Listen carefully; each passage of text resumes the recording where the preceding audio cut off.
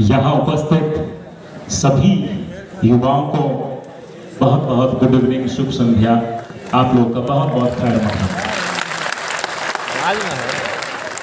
बहुत देर से मैं देख रहा था कि आप लोग सोच रहे थे कि ये कॉफ़ी विद एसपी करके क्या करवा रहे हैं। तब से बैठे हुए हैं हम लोग गर्मी में, पसीने में, थोड़े एसी में, इस इंतजार में कि कॉफ़ी कब मिलेगी। कॉफ़ी मिली, कॉफ़ी भी मिलेगी, बिस्किट भी मिलेगा। और इसके बाद जो हम लोगों के अनुभव है, जो हम लोग कुछ बताना चाहते हैं, वो भी आप लोगों को बताएंगे। और यहाँ पर आकर के हमने इसलिए आप लोगों से बातचीत करनी शुरू करी है क्योंकि हम भाषण देने नहीं आए हैं। हम भाषण देना नहीं जानते हैं, हम आपसे बातचीत करने आए हैं, आपकी समस्याओं को जानने आए हैं। यहाँ जितने युवा आए हैं, सबकी आंखों में एक चमक दिख रही है कि हम चलेंगे, हमें कुछ सीखने को मिलेगा। आए हैं ना? वेरी गुड, बहुत बढ़िया। इस जोश को, इस ऊर्जा को बचा के रखना है, क्योंकि जब समय मिले तभी से, अभी से करना शुरू करिए, अभी से सीखना शुरू करिए, है ना। कई लोगों को लगता है कि साहब हम तो एकदम नए हैं, हम कैसे थोड़ा सा भी ये कर लेते हैं, थोड़ा सा वो कर लेते हैं। नहीं, ये तैयारी हम आपको बताएं बहुत पहले से शुरू हो जाती है। और जरूरी नहीं कि जो है आपने जितनी तैयारी करी 6 महीना में तैयार करके आप बन गए तो बन गए, नहीं।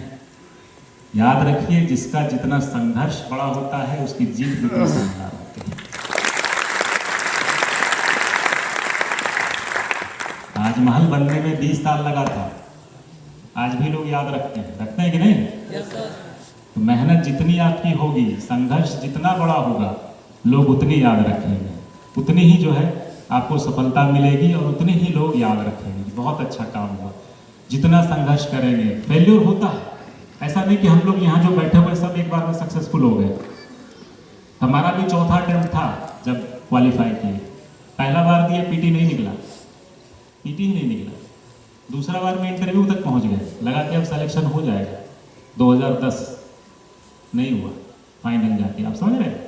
ऐसे ऐसे करके सांप सीढ़ी वाला खेल खेले। 99 पे जो काटता है सांप, याद है? 99 पे काटना इसी को कहते हैं कि आप इंटरव्यू दे दिए और उस लिस्ट में आपका नाम ही नहीं आया। और उससे भी बदतर क्या हुआ कि उस साल फिर पीटी भी नहीं हुआ। समझ रहे? कॉन्फिडेंस ही जोल्ट कर गया, एकदम डगमगा गया, कह रहे हम तो इंटरव्यू दे दिया, अब तो होने वाला था। और पता चला कि अब अगले दिन हमको एग्जाम में फिर अपीयर होना है, पीटी नहीं हुआ। फिर से सारी चीज़ों को रीएनर्जाइज कर करके, होता है ना, जैसे जनरेटर घुमाते हैं, घुमा घुमा करके एनर्जी को बचा करके अगले साल जब एग्जाम में बैठ रहे थे तो पता चला कि क्वेश्चन का पैटर्न ही चेंज हो गया, सीसेट लॉन्च हो गया। बात समझ? ये संघर्षों की बात अगर करें तो संघर्ष हम लोगों में से सभी को करना पड़ता है। अब ये है कि इतने बड़े फोरम पे आपसे बात हो रही है तो कुछ कुछ बता दे रहे हैं। संघर्षों का अंत नहीं है किसी की जीवन में। तो जैसे ही हम लोगों ने जो है इतना 3 साल मेहनत किए और अगले साल पता चला कि अब जो है सीसेट आ गया। सीसेट में क्या होगा भाई? तो मैथ पूछेगा, रीजनिंग पूछेगा, अंग्रेजी पूछेगा, पता ही नहीं चल रहा है। हम लोग ह्यूमैनिटीज़ वाले, लैंग्वेज वाले, खूब मेहनत किया उसमें, थैंकफुली निकला, आगे भी बढ़े, मेंस लिखा, इंटरव्यू गए और इस बार सिलेक्शन हुआ। बताने का ये मतलब है, बताने का ये मतलब है कि परिस्थितियों से हार नहीं मानना है। परिस्थितियों से हार नहीं मानना है, तरीका बदलना है, तरीका बदलना है। कल भी हम एक जगह जिक्र कर रहे थे, नजरिया बदलिए, नज़ारे बदल जाए। किसी चीज को देखने का नजरिया बदलिए, है ना। बहुत लोग जो है कहते हैं कि साहब क्राइम बढ़ गया है, पिछले कई दिनों से देख रहे मर्डर हो रहा है, इधर ये हो रहा है, उधर वो हो रहा है। कहाँ नहीं होता है? जरा बताइए, पिछले साल नहीं हुआ था, या पूरे बिहार में नहीं हो रहा है, या अमेरिका में नहीं हो रहा है? ये तो होगा। समाज है, ये जो द्वेष भावना है, ये जो कष्ट है, ये जो अभाव है आदमी आदमी के बीच में, जो डिफरेंस है क्लास का, अपराध तो होगा। अपराध के बाद पुलिस कैसे काम करती है उस पर जरूर ध्यान दीजिए। कितना हम लोगों ने पकड़ा है, कितने को भेजा है और अब कितना बाकी है।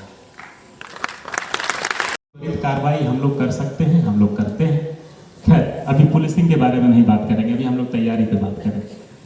तो ये जो है परिस्थितियों से हार नहीं माननी चाहिए। परिस्थितियों से हार नहीं माननी चाहिए। अभी विनीता मैडम आपको दिखा रही थी कि बाज के ऊपर एक कौवा बैठा हुआ था। ये तरीका है परिस्थितियों को, चैलेंजेस को कैसे हम टैकल करते हैं। कौवा तो सोच लिया कि हम बाज के ऊपर बैठ गए, अब तो हम राजा हैं। लेकिन जैसे ही बाज ने अपना जो है ऊपर बढ़ाया, बाज जो है आपके स्ट्रेटोस्फेयर तक पहुंच जाता है, पता है कि नहीं? ज्योग्राफी वाले जानते हो, स्ट्रेटोस्फेयर तक चला जाता है। जब वायुमंडल खत्म होने लगता है तो वो गिर जाता है।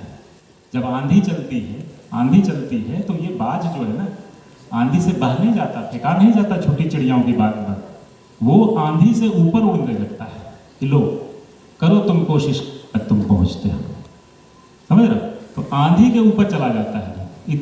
इतना आपके अंदर शिद्दत होनी चाहिए, इतना लगन होना चाहिए कि हम जो है चाहे जो सामने आए हम उसको पार पा सकते हैं, हम उससे ऊपर जा सकते हैं। हम कोशिश करके हार नहीं मानेंगे, हम जो है सफल होके रहेंगे। ये तो अब आप लोगों ने देखा कि सब्जेक्ट चुनने का क्राइटेरिया क्या था। मेरे सामने किसी का एग्जाम्पल नहीं था जिससे भी हमने बात किया कि साहब हम फ्रेंच सब्जेक्ट रखना चाहते हैं यूपीएससी में। सबने कहा मत रखो, किसी का होता नहीं है। आप समझ रहे हो? किसी का होता नहीं है, दिक्कत में पड़ जाओगे, समय बर्बाद हो जाएगा। लेकिन हमने क्या किया? हमने रखा, एग्जाम दिया, अच्छे नंबर आए और आज आप लोगों के सामने खड़े हैं। इसके कहने का मतलब ये है कि सब्जेक्ट जो भी आप चुने पकड़ मजबूत रखें, है ना? जिसमें आपको मन लगता हो, political science, psychology, philosophy, pub तो हमेशा से जो है प्रैक्टिस में रहता है। जो भी सब्जेक्ट आप रखना चाहें बिल्कुल रखिए, लेकिन अपनी कुव्वत को जरूर जानें कि आपने कितनी लगन से पढ़ाई करी है। फांकी तो नहीं मारे थे, है ना? और कोचिंग के भरोसे बहुत मत रहिएगा, क्योंकि जब तक आप अपने अंदर ये आग नहीं जलाते हैं सब्जेक्ट पढ़ने की, जब तक आपको ये नहीं लगता है कि हम कर सकते हैं, इसमें थॉरो है, इसमें कुछ भी पूछे तो हम इसमें बता देंगे, तब तक उस सब्जेक्ट को मत रखिए। और उसको इतना पढ़िए, इतना प्रैक्टिस करिए कि सामने वाला जो है मजबूर हो जाए, कहे कि नहीं आपको तो बहुत जानकारी है, आपसे ज़्यादा जानकारी हमको नहीं। आप लोगों ने राजेंद्र प्रसाद की कथा सुनी होगी, भारत के पहले राष्ट्रपति, आपके बगल के जीरादेई के डॉक्टर राजेंद्र प्रसाद। क्या कहानी थी उनकी पता है? सबको पता है कि वो जो है 10 क्वेश्चन आता था, उसमें रहता था कि किन्हीं 5 या 7 क्वेश्चन का जवाब दे दीजिए। राजेंद्र प्रसाद क्या करते थे? सभी का आंसर लिख दिए, एग्जामिनर को बोले कि कोई 10 में से 5 चेक कर लेना। बात समझ में आ रही है? जानकारी कितनी है, फिर उसमें आपको कोई ज्ञान नहीं दे सकता। इतना अपने आप को काबिल बनाइए, और काबिल बनेंगे तो कामयाबी झक मार के लाएंगे। 3 इडियट्स का डायलॉग याद है? बहुत बढ़िया। 3 इडियट्स देखे होंगे? क्या पसंद आया, क्या उसमें खासियत थी? यही डायलॉग, काबिल बनो, कामयाबी झक मार के आएगी। काबिल आप बनिए, देखिए आपके पीछे लोग दौड़ेंगे, कोई मतलब नहीं है। काबिल बनिए, जिस सब्जेक्ट में जाना चाहते हैं, जिस फील्ड में जाना चाहते हैं, आप उठा के देख लीजिए। जो भी आपके सामने एग्जाम्पल है, अमेरिका से लेकर इंडिया तक, इंडिया से लेकर बिहार तक, जो भी आपको चमकता हुआ सितारा दिख रहा है, उसके पीछे ये है कि उसने मेहनत करी है, वो अपनी फील्ड में काबिल है और दुनिया आज उसको खोजती है।